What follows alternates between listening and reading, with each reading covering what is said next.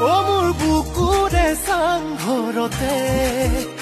তই মনে মনে সোমালি সপোনৰে পৰিজনী হৈ